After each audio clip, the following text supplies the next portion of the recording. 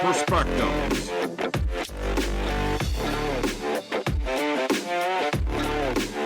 On the crazy and unpredictable world of professional wrestling as the Pure Theory Creations Entertainment Network presents a live, interactive show where you can be part of a conversation of all things professional wrestling, from the major leagues to the independents. This is Fatal 4-Way, live on ON TV. And we welcome you to the Fatal 4-Way live on ON TV, along with Shawn Grugel and Brian Bolf, and conspicuous by his absence, although we will be seeing him later on in the program, is one Hollywood Q, Quadell Edwards. We certainly appreciate you taking time out of your weekend to watch the show. We have a lot of news and notes that we're going to discuss this week in and around the world of professional wrestling, and we're going to kind of do things a little bit less formal. We're going to do it a little more like a podcast versus trying to be a news information show. So our approach is going to be a little bit lighter, a little bit more casual, if you will. That was, in response to a couple of emails that we have gotten over the last few episodes. We are listening, so we are going to try different things here until we find the winning formula.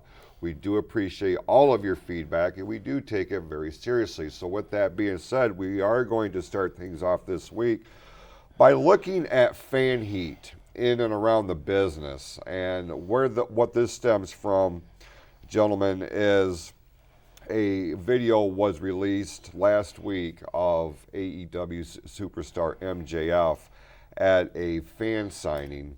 A fan brought a red Universal Championship belt, WWE Championship belt, to have MJF sign and for a photo op. And MJF, being who he is, and obviously, one of the biggest stars of WWE's rival in AEW, holds the belt out very nonchalantly and then just drops it on the floor. This act has sparked a lot of controversy and a lot of conversation as to, is there a line with proper heel heat? Shawn, we'll ask you first because you're a veteran of the business, the majority of which you spent that time as a heel. And so you're going to have a different perspective of it. Has MJF, in your opinion, at this point gone too far? And is there a line of, is there too far? I think there's a line, but at the same time, we're talking about him right now. The internet world is buzzing about him right now. And fact of the matter is he didn't hurt anybody. That title belt apparently wasn't hurt at all. He's staying in character. When I broke into the business, I was told if I'm a heel the time I arrive in the parking lot until the time I get to my driveway.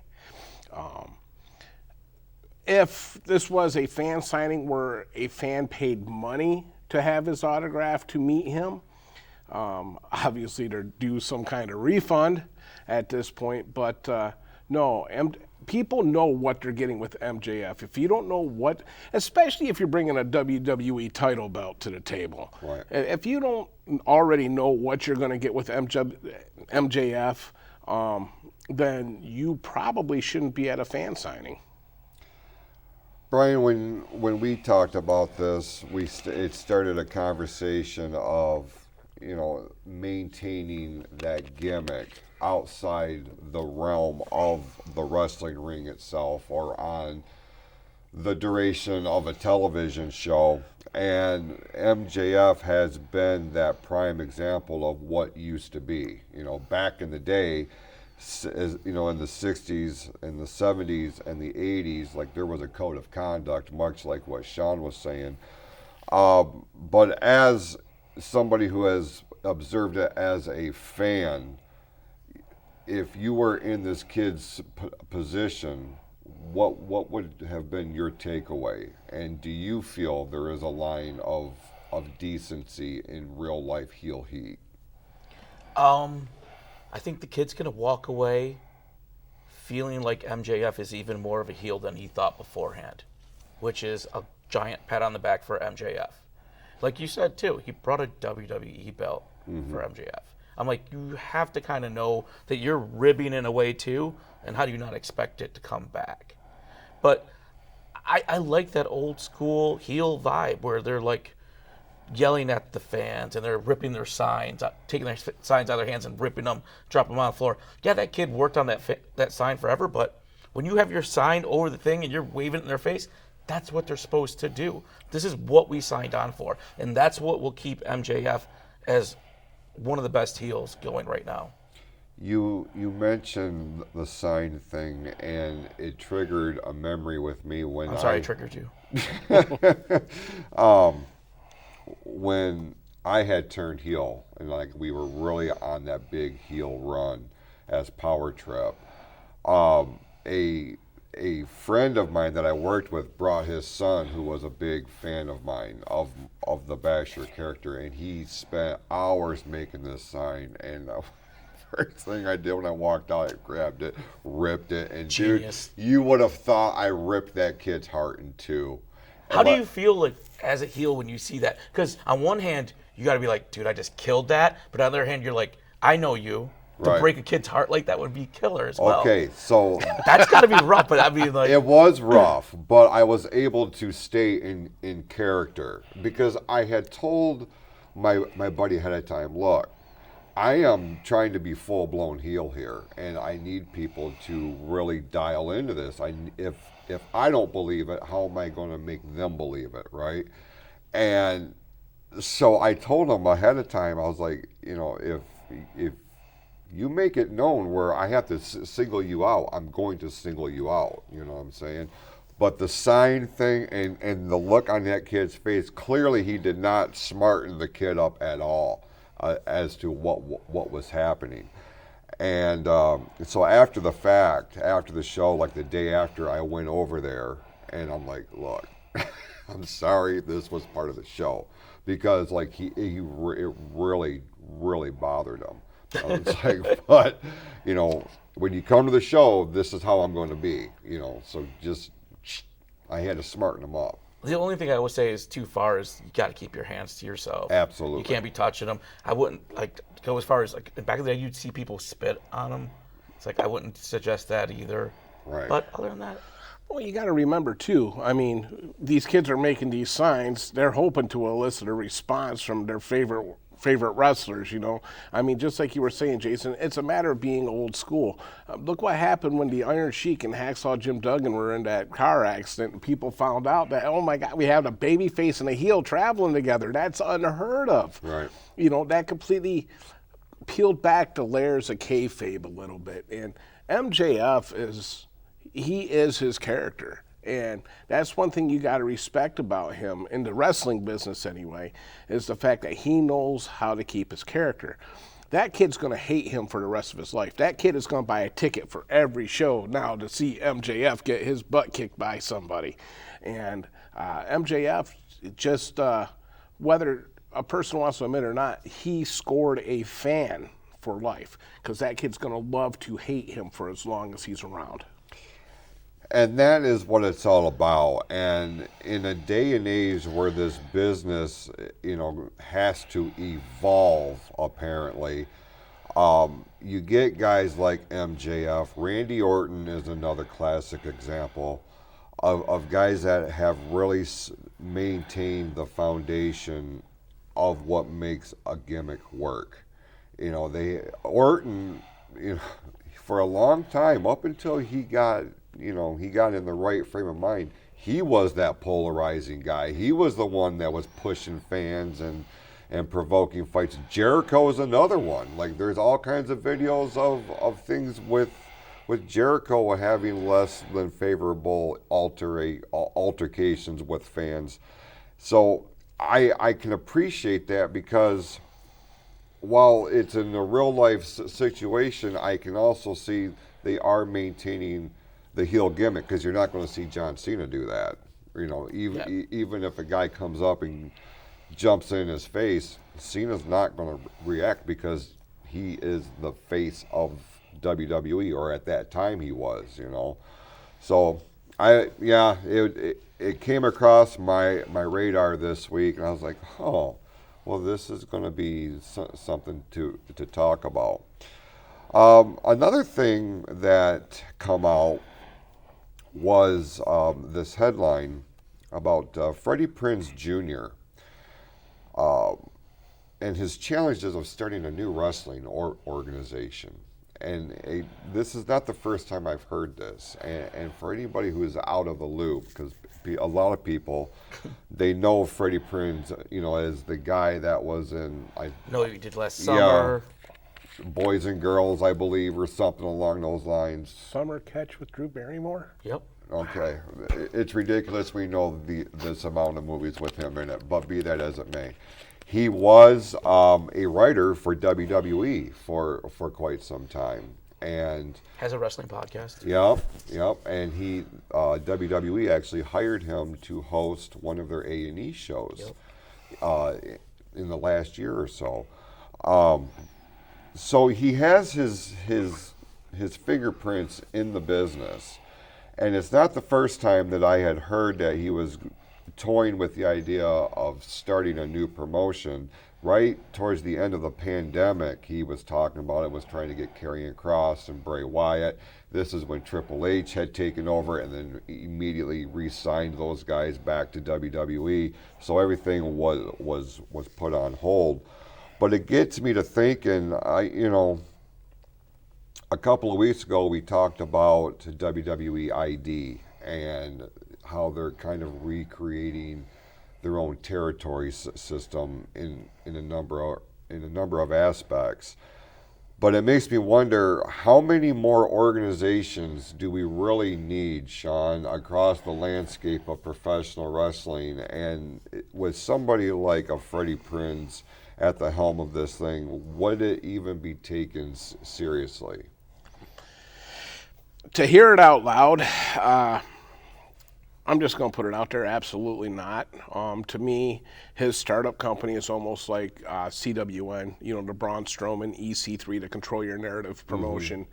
They wanted to compete with WWE and AEW, and we see what happened. EC3 is now in the NWA, Braun Strowman back into WWE. Freddie Prinze Jr., unless he can come up with some sort of financial backing, he is not going to be able to compete with the big boys. He may be able to work a promotion on a smaller independent level and have, the WWE ID eyes on his company. But fact of the matter is, in my opinion, WWE is forming quite the monopoly, whether you want to call it the territory system or not.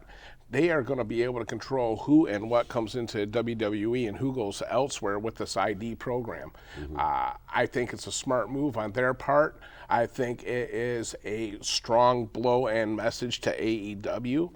And Freddie Prinze Jr. has one heck of an uphill battle if he's going to try to get this thing up off the ground. And that leads me to this. Because another dude come out in recent weeks and said that he was going to begin a new entertainment business endeavor, Vince McMahon. Yeah. There is no more details other than that. Is this the start of another wrestling company? Is this going to be something that's going to be more dialed into Hollywood? Is it a hybrid of both? Do you have any expectations as to what we can expect from Vince McMahon and his new endeavor? I think knowing the issues that Freddie Prinze Jr. has already run into to try to get this off the ground, and him having a decent reputation, I think he has a better chance than Vince right now with Vince's reputation. And like I said, that's a bold statement, Brian Bolf. It is, but because like you said about money, Freddie Prinze Jr. went to WB. They turned him down outright. They said no. And then he went to Vice because they do Dark Side of the Ring. Mm-hmm. They wanted to. They didn't have the money. So now he's with an undisclosed streaming company, and they said that they don't. He was going to book it as 8 episodes, I think it was, to start off. 6 episodes was going to be a documentary about starting the company. And the last 2 were going to be 2 live shows, 2 hours long each. and they said they skip on the documentary part. And they don't want him to start one up. They want him to take an existing company and just polish it. Interesting. So that's where they're at right now with this.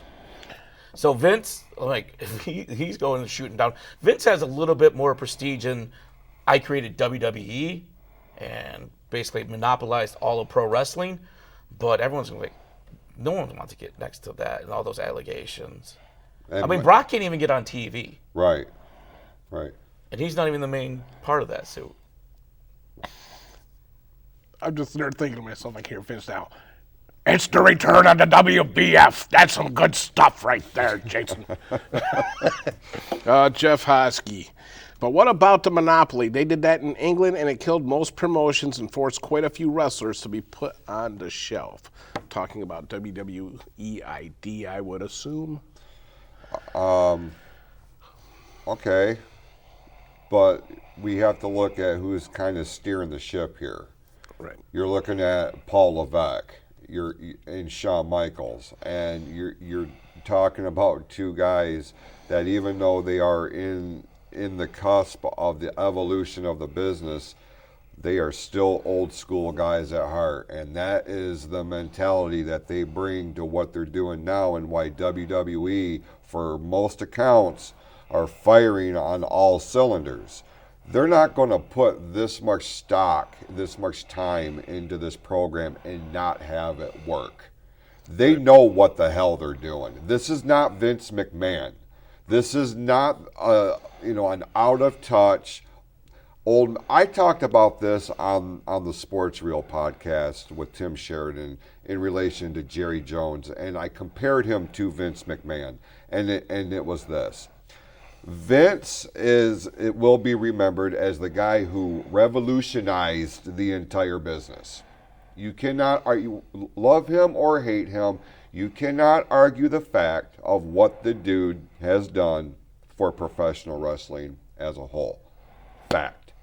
Undisputed. Now, the problem with Vince McMahon is his ego got into the way. The company kept going, but his ego plateaued. He achieved a certain level of success, and once he got there, he quit paying attention to what brought him to the dance. He was trying to ride that out, much like Jerry Jones is doing with the Dallas Cowboys, and those results are playing out on the field right now, and the whole atmosphere around that team. That's where Vince is at. And then you take all the allegations on top of that. Okay? This is going to be, this WWE ID thing is going to be, from my estimation, is going to be one of the greatest things that's ever happened to this business. Because you are going to get the absolute best in the world under the biggest umbrella in the world. Did you see they signed Timothy Thatcher to be a trainer? Is that right? Yeah. That's a good signing Yeah. there. That's a real good signing there. Real quick, Jeff Hosky, if you want to have a conversation, instead of doing it in the chat room, give us a call, 810-228-7233. I'm not going to play middleman with all this. He is claiming that Triple H and HBK killed the UK with the NXT UK, which I don't buy at all, but it is what it is at this point. Yeah, man, if you have an opinion, if you have any thoughts on this, the lines are open at 810-228-7233. So it's going to be interesting to see what happens if these new promotions pop up, what Vince is going to wind up doing. We're going to use this as a transition into another headline that came across the radar this week, and one as somebody who was in promotions, as a promoter of a wrestling organization, certainly not on the level of what we're talking about here with the major leagues. Don't get it twisted. Calm down. But I dial in on the little nuances, whether it's new ring aprons, the colors of the ropes, the graphics. Like, I dial in on every small intricacy of a broadcast, of a pay-per-view, of some sort of public presentation. I just do. I've always have, and I've always been weird about that. So when it was announced that WWE was going to start incorporating more double tapings, it really raised my eyebrows, because this was a practice that they did during a time when business was not very good. You would do a live broadcast that would air on the USA Network, and then immediately following, once they went off the air, they would film the next week's episode. That happened this week in Grand Rapids, Michigan, and I was really surprised that they are going back to this formula, and it makes me wonder how much of this is playing into the roles of we're going into the holiday season, and as Triple H has taken over, we have seen a change in their scheduling around this time of the year, so that the roster, the company, the employees have more family time, which I think that's an awesome move on his part. But more double tapings for both Raw and SmackDown. How much of it is the holidays? How much of it is a preparation for Raw's move to Netflix? And what's your opinion on this? For Raw especially, does a pre-taped Raw take something away from the excitement of what we're watching on TV? I think in a way it does, because you got those guys who are going to go online and spill the results. They're going to take that fun away from all of us. Yeah. And, the internet is never going to go away. Kind of like Tony Khan. Tony Khan is never going to go away. I almost have a feeling that we are going to see a replay of when Mick Foley won the World Heavyweight title and they gave away the results live on the air. I think it could work if we don't see any title changes, anything major, but then that really takes away from the product, in my opinion. Because on the taped shows if it's going to be, Cody Rhodes versus, let's say, Kevin Owens. You already know that title doesn't have a chance to change hands, because if it's taped, we ain't letting the belts go on that, because we don't want those results to get out. He brings up Mick Foley's title win as an example, and I can think of a couple other instances where a title switch did happen at a taped TV show. Kurt Angle winning the World Heavyweight title, and the Great Khali also winning the world title, was leaked beforehand in an effort to garner attention to get people to tune in. Do you see that being a beneficial practice, or would you rather the title switches happen on live TV? I guess another way of asking this is, if the World Championship is going to change hands, and it has because the show is pre-taped, are you more inclined to tune in to watch the match? No. I think once it's spoiled for me, I kind of lose interest in watching the show. For the next Raw, it's a lot of it's kind of been leaked, so I'm kind of well, I'll catch it when I catch it, but I don't feel the excitement of watching it live, because it's not live. Would it depend on who it is, though? Because they did this with Foley during his run as Mankind, and when WCW leaked that, 100,000+ people switched channels to watch that match. Would it depend on who wins the title? Because if we see that Cody Rhodes is going to lose the World Championship, I feel like, even though I know the title switch is happening, I'm going to tune in to watch that happen. The difference is then, when that happened there, they didn't have the internet like we have now. You couldn't just be like, I'll just pop it on at work, watch it on That's YouTube. True. They didn't have that option then. Now, I know it's going to happen. I don't have to switch off. I'll just catch it when I catch it. We have the luck of just having everything at our fingertips. I think that makes a difference. But like you said before, then, absolutely, you're like, no way, they're going to give Mankind the belt? I got to see this. Right. Because I couldn't just be like, all right, the show's over, now I'm going to jump on YouTube and watch it happen. I love the fact that Triple H is giving them more family time. I hate double tapings. I would rather them give them the family time and take a week off. Or do a best of compilation thing. Yeah. I think that's a much better solution. Plus, you run the risk of crowd fatigue too. When you go to a live event, and I mean, if they know they're going to be doing the double tapings, then obviously they're going to format the evening a little differently. But back in the day during the syndicated TV show era, they would go for 3 hours, and it was match after match after match. I mean, as soon as one was done, the next one was on his way out. So you gotta kind of format these things so by the time you're doing the taped episode, there's still that feeling of excitement, that buzz in the crowd. I mean, do you feel like that takes a hit too, or no? In this day and age, with them pumping in sounds, I don't think they really care, to be honest with you. I was trying to think back because I've been to a few live UFC events now, and when you show up at the pre-show before the prelims, and then you have the main event, you're there like 6-7 hours. Right. And I was having a blast the whole time. But also with that, it's like that slow build there, where when they're doing that double taping, I'm sure they're doing the live first, right, and the second one. Mm-hmm. So I could see where that would kind of die. The energy would somewhat die down. The energy would die, but with modern technology, they just pump into sound. Don't you feel like you'd almost be binging a show as well, though? Yeah. It'd be kind of cool because you're like, I'm binge watching wrestling. I get to watch 2 episodes of Raw in a row. Yeah, that's true. I mean, that'd be kind of cool. Like, we got the cliffhanger, and now we get to see the result of the cliffhanger already.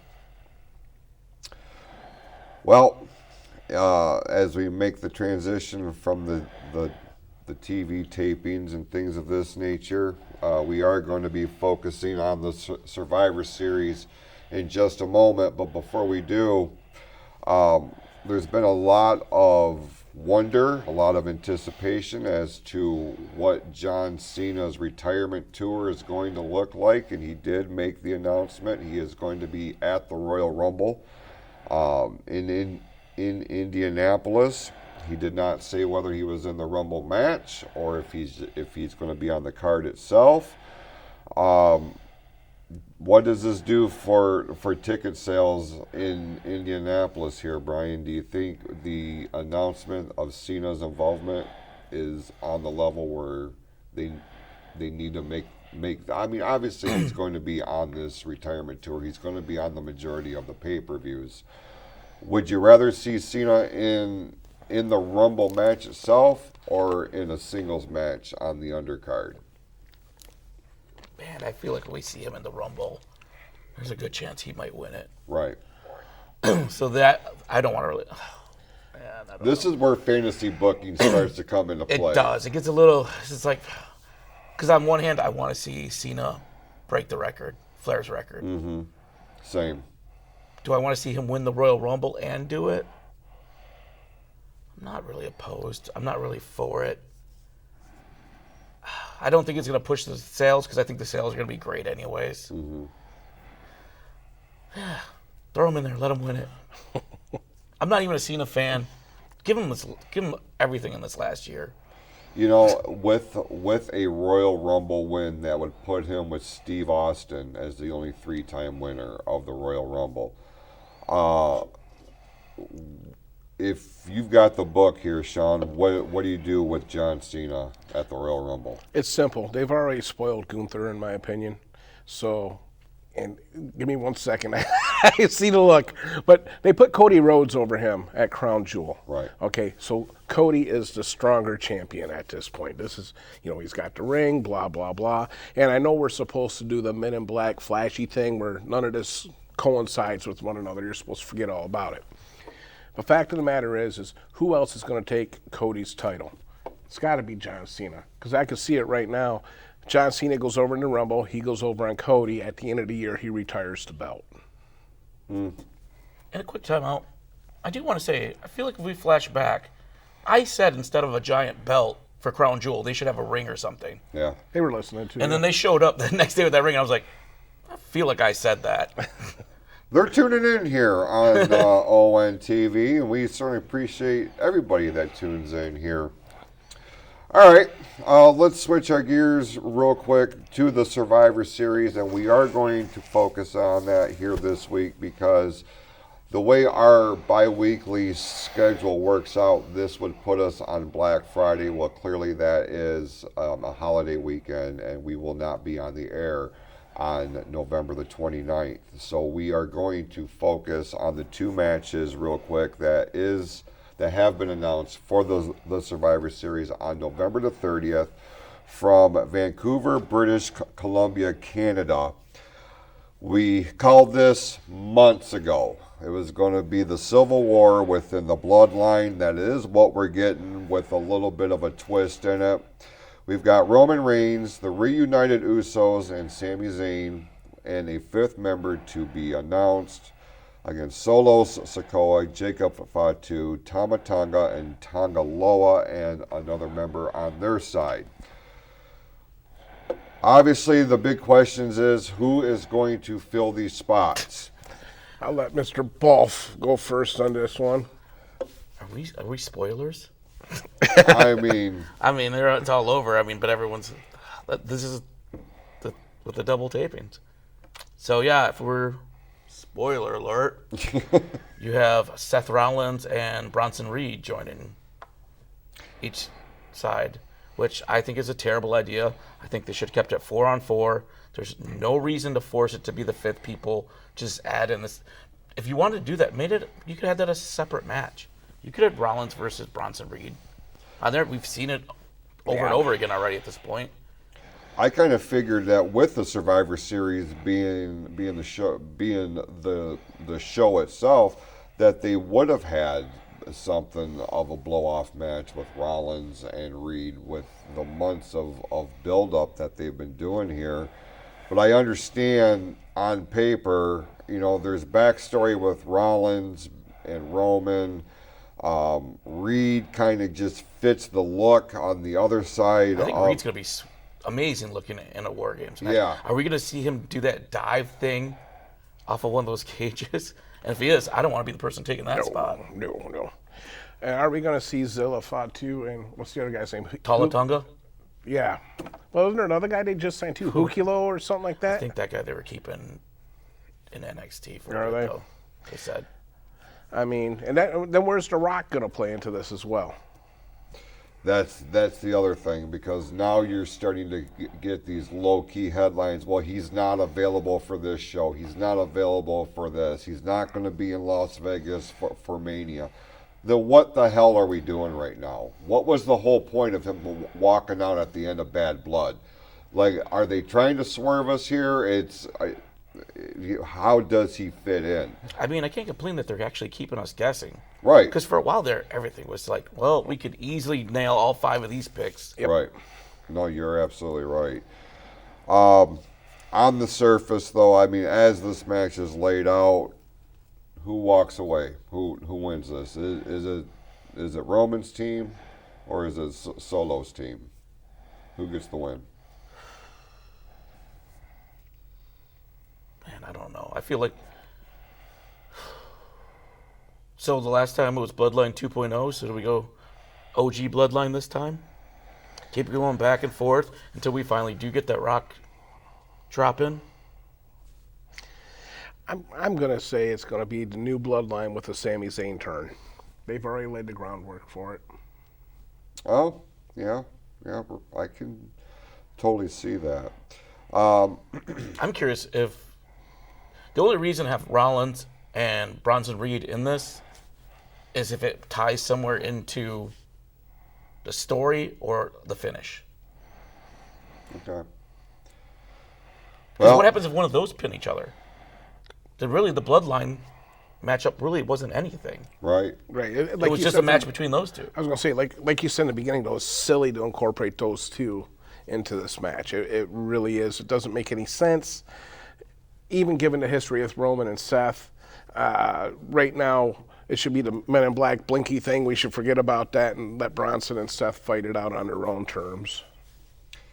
We are also going to see a rematch for the World Heavyweight Championship, and Gunther puts the title on the line against Damian Priest. you said, Shawn, a lot of damage kind of done to Gunther's momentum, having lost the match with Cody Rhodes at Crown Jewel. A win over Damian Priest, which we can kind of expect here. Does that do anything to restore his standing as the dominant champion that Monday Night Raw really needs? I'm just going to be blunt with it. As long as he beats Damian Priest with anything other than the sleeper hold. I understand, he's old school and blah, blah, blah, but he has to beat Damian Priest, in my opinion, within an inch of his life, and to make him look that much more credible. I think he has to beat him clean.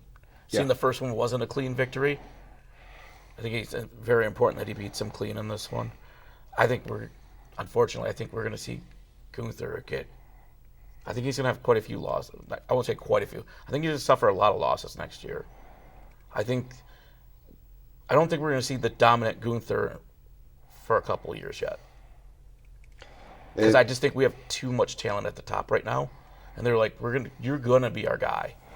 But it's not going to be right now. Now it's going to be, we're going to toss these titles around for a little bit. Because where is CM Punk going to fit in this? CM Punk's going to hold a belt next year. Right. No, I mean, it is so top heavy with big name talent, big name stars. CM Punk. I mean, you can go right on down the line. And not only heavy top end, but with very few heels. Right. Well, we sat here for a long time and waited for Gunther to become heavyweight champion of the world. What were they going to do with them? And we can all agree at this point it has not been what we would call stellar booking by and large. So hopefully, they turn this thing around so they don't just totally diminish all of his momentum, because that would just be awful. So, there's going to be more matches. Obviously, stay tuned to WWE programming, and it does go down one more time on Saturday, November the 30th, from Vancouver, British Columbia in Canada. With that, we are going to run a quick timeout. More of the Fatal 4-Way live on ONTV is right after this. Have you ever thought of producing your own podcast? ONTV offers the facilities, equipment, and training to help you get your own podcast off the ground. Learn how to record your show and get it out to the world. Cost is $25 per person, which gives you access to ONTV's podcast room and equipment. For more information, give ONTV a call at 248-393-1060 or visit OrionONTV.org today. 9, 8. Are you or someone you know having thoughts of suicide or experiencing a mental health or substance abuse crisis? 988 connects you to compassionate, confidential support for free. 988. 988 is the new 3-digit dialing code for the Suicide and Crisis Lifeline. For years, the Lifeline, formerly known as the National Suicide Prevention Lifeline, has answered tens of millions of calls and helped people overcome mental health-related distress. 988 is the same trusted resource. When you call, text, or chat 988, you'll be quickly connected to trained crisis counselors who will listen to your concerns, provide support, and get you additional help if needed. There is hope. The Lifeline works. You are not alone in crisis. Just call, text, or chat 988. 988. Knowing how to identify signs of crisis in others and help connect them to resources like the 988 Suicide and Crisis Lifeline is an important way to prevent suicide in Lake Orion. For information about free suicide prevention trainings offered in our community, please visit the North Oakland Community Coalition at noccmi.org. 988. And welcome back to the Fatal 4-Way live on ONTV, along with Shawn Grugel and Brian Bolf. I'm Jason Clouse, and joining us momentarily will be the fourth member of our quartet, one Quadell Edwards. But before we get there, Brian, let's turn it over to you, my friend, with this week's Mount Rushmore. Well, women didn't get the best luck of a presidential nominee, so I figured we'd give them a little love and we'd do our top 4 women wrestlers. So let's start off. I'll go left to right on mine. I went right off the bat, Asuka. Asuka with her undefeated record. She made that giant run. I think if Asuka was better on the mic, I think Asuka would be one of the best women wrestlers of all time. You know what? I'm not going to go left to right. Seeing I said that, I'm going to flip it all the way to the right. Because that's the woman who basically Asuka would be if she could talk on the mic. I think Charlotte Flair might be the best woman wrestler we've ever seen, and she might even be on the Mount Rushmore of best wrestlers all time, men and women. Oh. With her eventually coming out, I think her inheritance would be Rhea Ripley. I think Rhea Ripley is the next person to step in that role. Dominant force, great on the mic, like intimidating to look at. And then, speaking of intimidation, you learned it from China. Absolutely. China was not afraid to take on all women, and including some men. First Intercontinental Women's Champion. Yeah.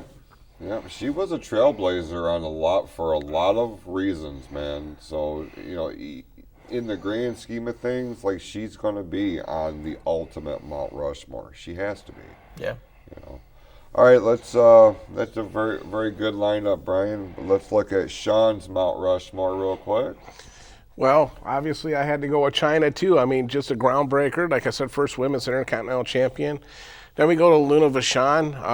Her dad was it Paul the Butcher Vachon? Great wrestler, super person outside the ring too.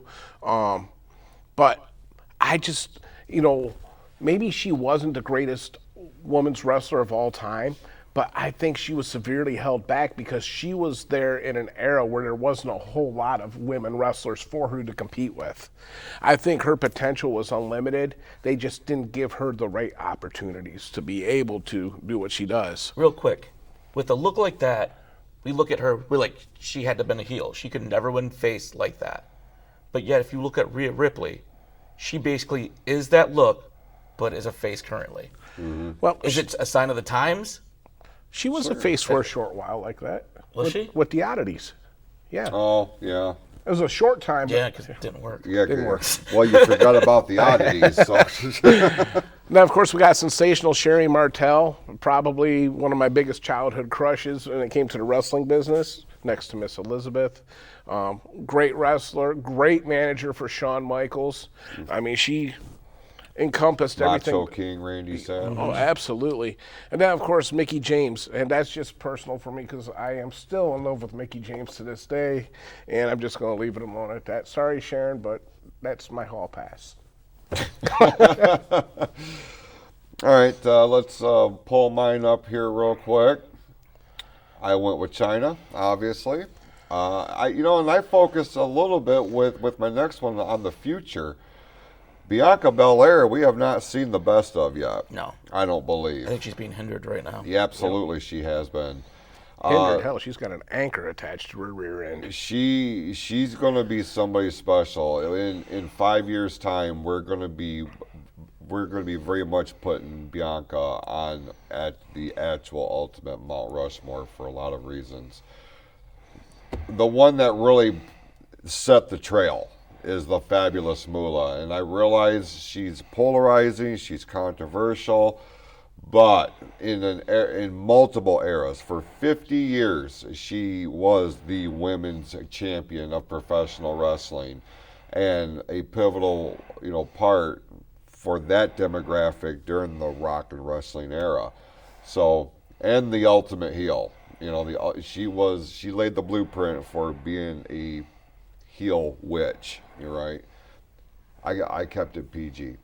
And then Alundra Blaze, Medusa, doesn't get enough flowers in my opinion for what she brought to the table during an era that desperately needed a legitimate athlete, and Alundra Blaze was that. Real quick, Jeff Hosky says Mae Young, China, Medusa, and Lita. So not a bad one. Right now, what we want to do is switch over and get some pre-recorded comments from the fourth member of our quartet, the one and only Quad L. Edwards is standing by. Jason Clouse, Brian Bolf, Shawn Grugel. What up? This is Hollywood Q. As you already know, I'm not there, but I'm still here. And I brought my Mount Rushmore with me, so I want to share that with you guys. But before I do that, I want to share real quick war games. Personally, I wish it was 4-on-4, but the fifth men have to be revealed. They got to do 5-on-5. And I already know who they are. I'm not going to say it here because of spoilers and stuff. But let me tell you who I wish it was. We haven't seen Paul Heyman yet.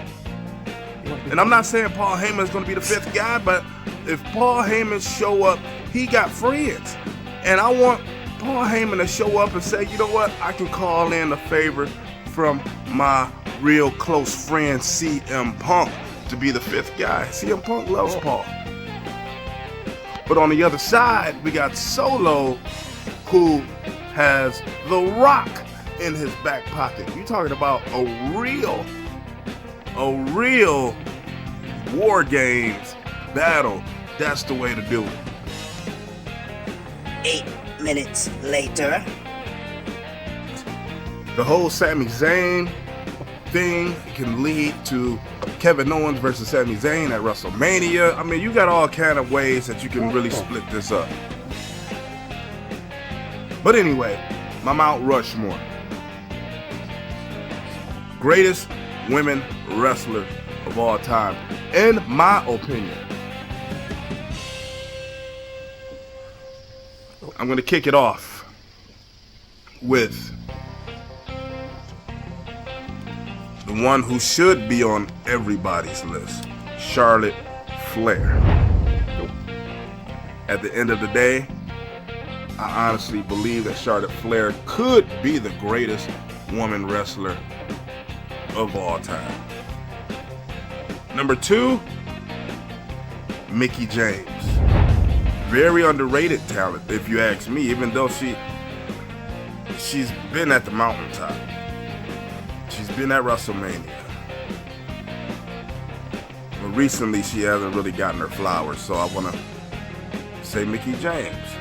She's accomplished a lot in multiple companies. Next, I want to go with her rival, Trish Stratus. A lot of people say right now that Trish Stratus is the greatest woman of all time.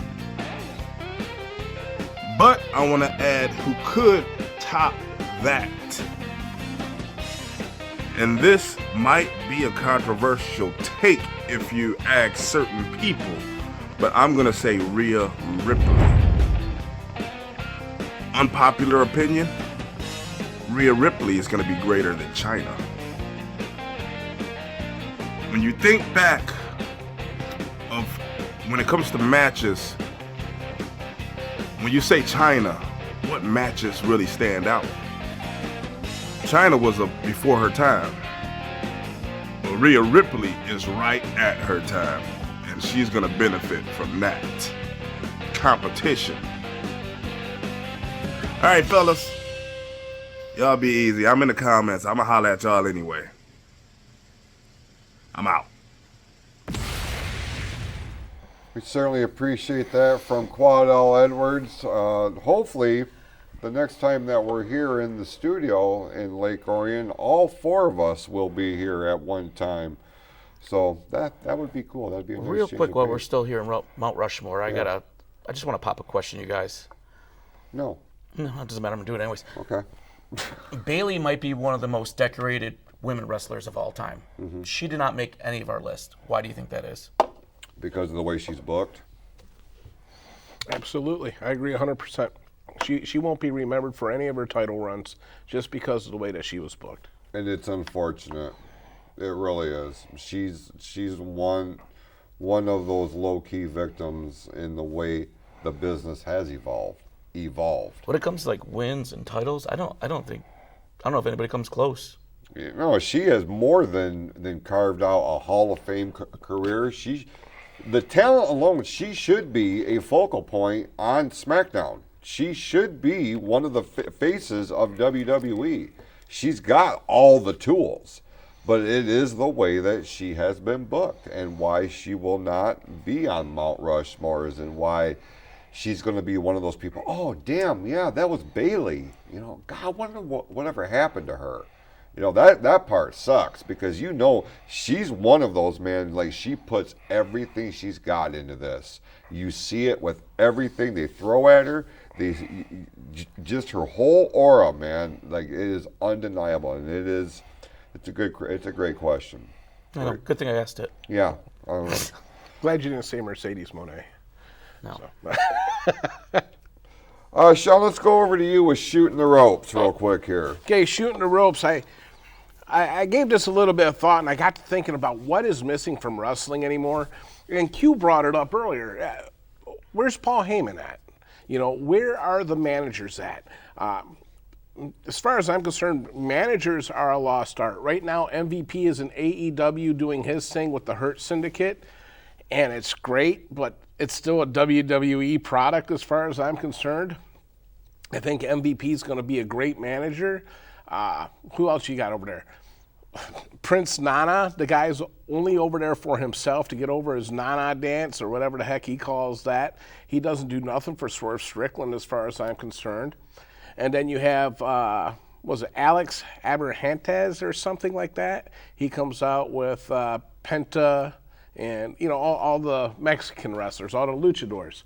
And he's not even classified as a manager. He's classified as a hype man.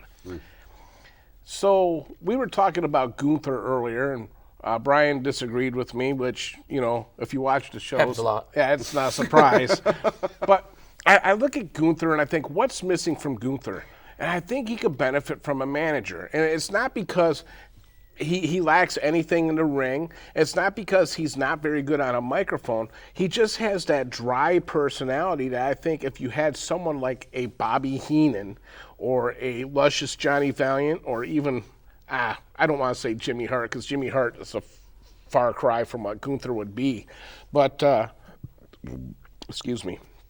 If you had someone who could work the microphone for a Gunther, I think he would get over more so. And then when you look at the independents, there isn't too many managers out there. And if there are managers out there, they're guys who are just thrown at ringside, who aren't trained to take a bump, who aren't trained to react to a crowd, how to work a hard cam, how to elicit a response, how to make an emotional connection, how to get their worker over. And that was the thing with like a Bobby Heenan. When you look at Bobby Heenan knew how to read the crowd. He knew when it was time for him to react, to get the crowd to pop. Anymore, we got this junk and, you know, the hype man out there. We don't have any real managers anymore. And I know this really isn't a shooting the ropes segment per se. It's more of a where are they now? How come we don't have managers in wrestling anymore? And I kind of wanted to get your guys' opinions on that. Why don't we have those classic managers anymore? How come we don't have those Freddie Blassies, those Bobby the Brain Heenans, Slick? You know, we had so many great managers coming up through the 60s, 70s, and the 80s, and now they're gone. So I'm just kind of curious, why do you guys think that they don't use managers so much anymore? And who could benefit from a manager nowadays, the likes of Bobby Heenan or a luscious Johnny V? Well, I can tell you why it's not a focal point, because most everybody who gets into the business, they want to be that wrestler. They want to be the main event. They want to be the guy on the poster. They want to be the guy on the T-shirts and all this other crap. And what sucks is for the major leagues, when they started to having to do budget cuts, managers and, you know, those were among the first to get cut because they were an expense. That's why you didn't see a lot of established tag teams that we have been clamoring for, because that's more into the budget. You take two solo guys that you're already paying and just form a team. financially, it makes more sense. But what people fail to realize is that when they start to think about embarking on a road to professional wrestling, you don't have to be the guy that's getting bumped around and stepping into the ring to be a star. You use Bobby Heenan as an example. Bobby Heenan got to be so good, he was bigger than the guy he was managing. I'll use Hercules as an example. I'll use the Red Rooster as another one. They would take guys like the Brooklyn Brawler to put with Bobby Heenan as kind of a test to see if Heenan could get him over. And to some degree he did. But where would Mr. Perfect be? Where would Big John Studd be? Would King Kong Bundy have main evented WrestleMania 2 with Hulk Hogan without Bobby Heenan? Probably not, because a year before, Bundy was with Jimmy Hart and was squashing S.D. Jones in the second match of the card in 8 seconds. So those who think that they want to get involved in the wrestling business, and if you are learning, if you're trying to learn how to wrestle and for whatever reason it's just not your thing, there's more than enough other opportunities to be a star in this business, and being a manager is a lost art, and it's something that you could utilize right now to be the star on the show that you want to be, even though it may be in a different role. Brian, what's your take on this? I totally agree with what you're saying with wrestlers want to be the one-man show. They want to do their own promotion, stuff like that. Thank God most of them don't get to make that decision. And like you said with budgets, what is Big E making on the payroll right now? Because you know that he's getting paid. Why not throw him in a managerial role? You already have him doing the pre-show hosting and stuff like that. So clearly he can talk on a mic. Why not use talent like that while they're obviously not able to wrestle in manager spots? Why they're doing this WWE ID thing, why don't you have a whole section on teaching people to be managers? Like you said, it's a lost art. Yep. Bring people back. Show them how to do it. Show them how, you got one of the best in the business there right now with Paul Heyman. Paul Heyman, he could, imagine if he molded the next group of managers. And they should. They should utilize them in that. Yeah. Well, and that brings me to part 2 of that question. Who do you guys think would benefit? Asuka. But we certainly do appreciate everybody that tuned in here tonight, or if you're watching it on demand through YouTube. We certainly appreciate all of you. And if you have any questions, comments, feedback, show topic ideas, anything of the sort, you can send it over to the Fatal 4-Way Facebook page, pfcnetwork.net, or clousetotheheart@gmail.com. For our established panel and for the wizard behind the screen that makes it all possible, we thank you for tuning in. Go out, be awesome to yourselves and to each other, and we'll see you next time right here on the Fatal 4-Way live on ONTV. Happy Thanksgiving.